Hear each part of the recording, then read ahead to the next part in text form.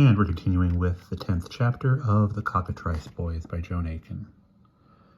With the close approach of King Edward's Day, the being who presented herself as Auntie Floss appeared to take on greater power. Her thin, hissing voice gained volume.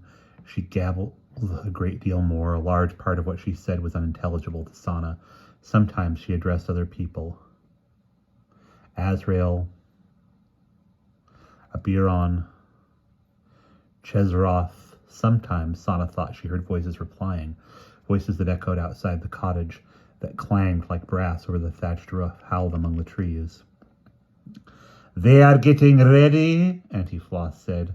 "When you bring them the book—" "I shall not bring them any book," Sana said. "Never." "You had better think again about that. Go and look at the television." Without wishing or meaning to do so, Sana went. This tended to happen more and more. The set was not even switched on, but she saw an old lady on the screen who wailed and wept. "Accra, I didn't do what they tell me to. I didn't do what they tell me.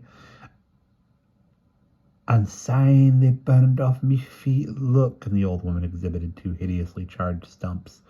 "Ach, I hired with them, but I didn't do what they ordered, and I'm for perdition just the same. Be warned by me, lassie."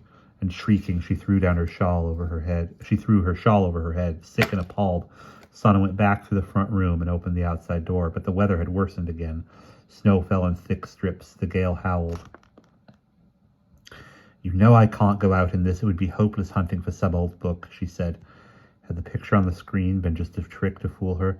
"Anyway, the boots don't fit. I outgrew them 2 years ago." "Don't disobey me, child. Cut the toe caps off the boots and put them on." "No!" The figure half rose from the bed, yellow teeth bared in a savage grin. Sana, who had prepared herself as best she could for some such confrontation, wrapped her hand in a rag, snatched the iron bar from the fire, and waved it defensively in front of her.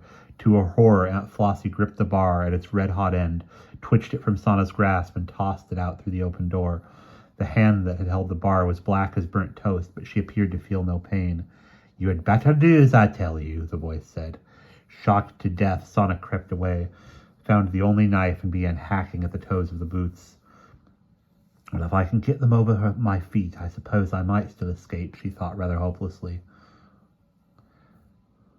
Mawkin, the grey rat, now ventured off the bed more often and made questing forays over the wrinkled newspapers on the floor. Just the sight of him turned Sana queasy with terror and repulsion, the way he scuttled with greasy feet from one spot to another, keeping if possible in the angle of the wall, with his long scaly tail slithering behind him, his sharp red eyes fixed on Sana. He had eaten her one remaining shoe, or at least she could not find it anywhere. Her muscles twitched with the impulse to deal him a bash with a three-legged stool, but she knew she would never catch him. He was infinitely too quick for her. After she had sliced one toe cap from a boot, she left the cup-shaped bit of leather lying on the yellow newspaper. The rat scooted out of the wall, seized it, and gnawed up the stiff semicircle in 2 chews and a swallow. "He'd chew off your feet if I told him," twittered Auntie Flossie gaily and threateningly. "You think I'd let him? I'd kick him from here to—" "Ah, my suckling, but I could put you in a deep sleep, and then what? Just fancy." The frightening thing was Sana suspected that this was true.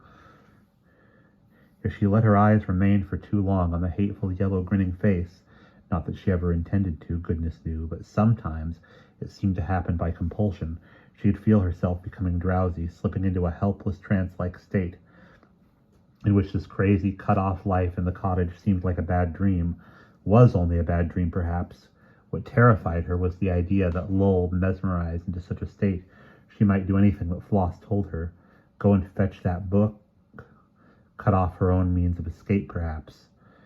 Gritting her teeth, Sana somehow shoved her foot into the left boot. It was agony, and began carving at the right one. She felt hollow with hunger and weakness. They had almost come to the end of what was edible in the cardboard box.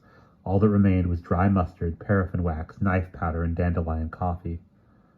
"Would you like some dandelion coffee, Aunt Floss?" One of Sana's own weapons, kept for her own satisfaction, was the pretense that she believed the thing on the bed was her aunt, had any connection to her family. Since coming to this cottage, she did not believe so. Even in Manchester, Sana thought. Even in Spain, when she came to fetch me, I don't reckon she was ever who she said she was. She was sent to get hold of me, but why? Just for that book? Why do they need it? Who are they? And that is where we will pause.